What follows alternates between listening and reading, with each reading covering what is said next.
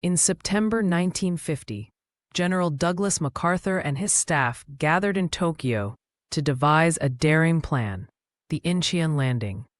Facing a desperate situation with North Korean forces advancing toward Busan, MacArthur proposed an amphibious assault on Incheon to cut enemy supply lines. Despite skepticism due to Incheon's extreme tides and defenses, MacArthur insisted, calling it a 5,000-to-1 gamble. The operation aimed to recapture Seoul and reverse the war's momentum, setting the stage for one of history's most audacious military maneuvers. Prior to the landing, covert operations like X-ray Operation gathered critical intelligence. ROK Navy operatives, led by Major Ham Myung-soo, infiltrated Incheon's defenses in August 1950. Disguised as fishermen, they surveyed Wolmi-Do's artillery positions and tidal conditions. Tragically, Lieutenant In Byung-rae and Private Hong Seok sacrificed themselves to protect this intelligence, which confirmed Incheon's vulnerabilities. Their data proved vital for MacArthur's final plan, highlighting the hidden human cost behind strategic decisions. By September 10, 1950, the largest amphibious force since World War II assembled off Japan's coast.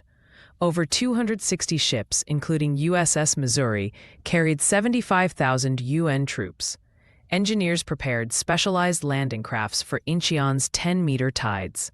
Meanwhile, deception operations misled North Korea into expecting a landing at Kunsan. This monumental mobilization showcased UN resolve but hinged on perfect timing. The landing had to coincide with the brief high tide window on September 15th. On the night of September 14th, the fleet navigated Incheon's treacherous Flying Fish Channel, where tides could ground ships.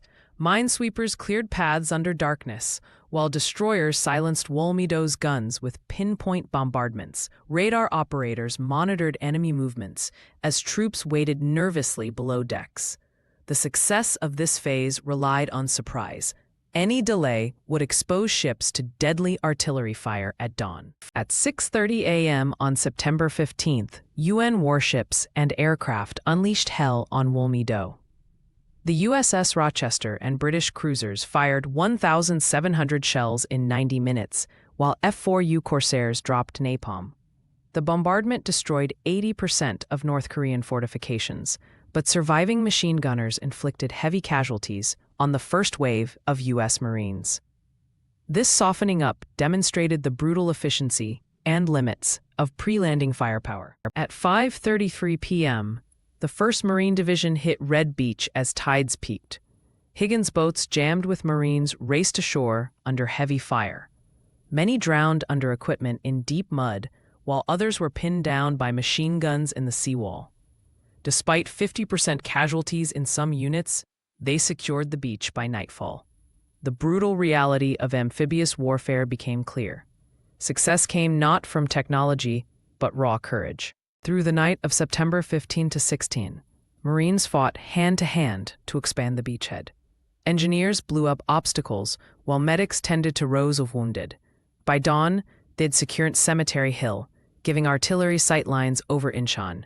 However, North Korean reinforcements arrived, including T-34 tanks. The battle's outcome now depended on whether UN forces could hold until the Army's 7th Division landed next morning.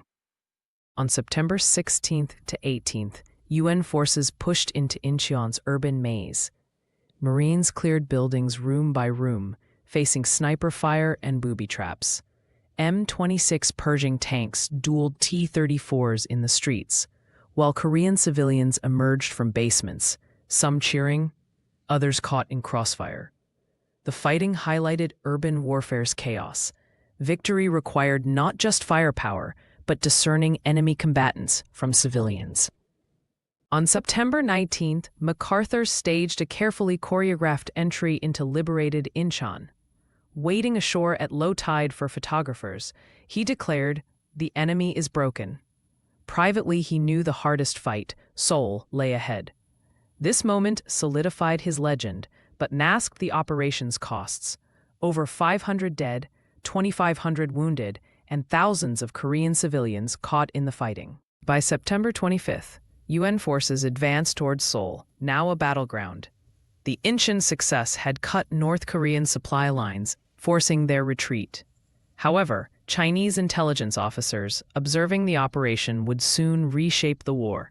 This decisive victory thus marked not an end, but the beginning of a deadlier phase, one where MacArthur's overconfidence would meet China's resolve, prolonging the war for 3 more years.